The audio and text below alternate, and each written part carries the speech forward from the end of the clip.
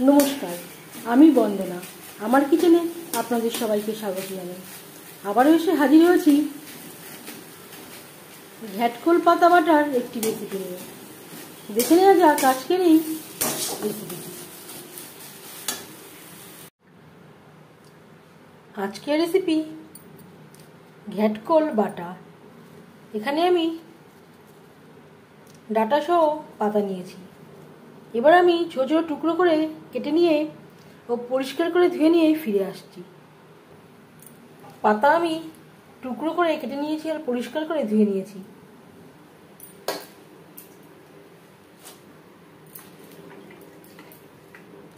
তিন চার মিনিট পাতা আমি পুরোপুরি সেদ্ধ করছি না, ভাপিয়ে নেব।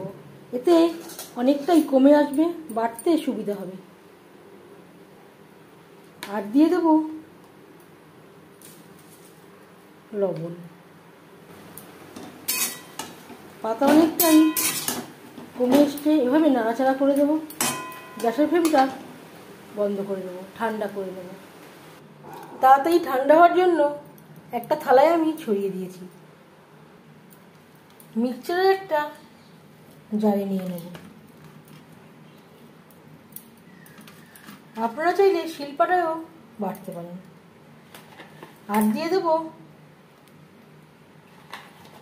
4টে কাঁচা লঙ্কা, 10-12 কোয়া রসুন।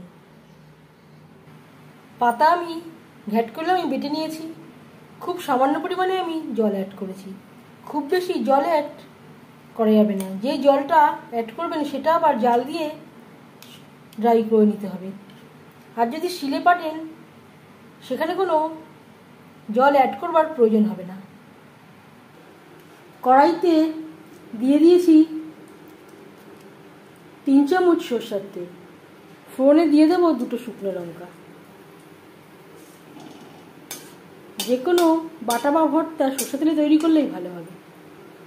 লঙ্কা ভেজে নেওয়ার পর দিয়ে দেবো ঘ্যাটকোল বাটা।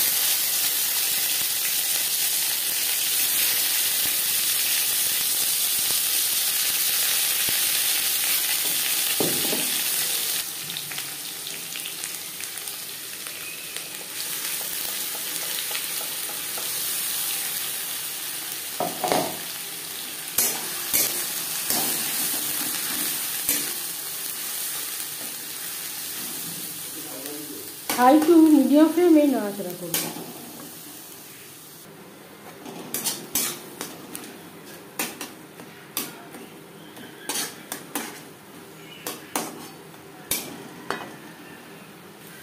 অনেকটাই ড্রাই হয়ে গেছে। গ্যাসের ফ্লেমটাকে একেবারে লোতে করে দেব। লো ফ্লেমে আরও 3-4 মিনিট নাড়াচাড়া করে দেব।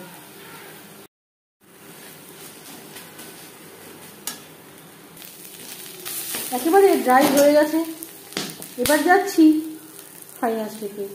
দিয়ে দেব খুবই সামান্য পরিমাণে সরষের তেল, কাঁচা সরষের তেল।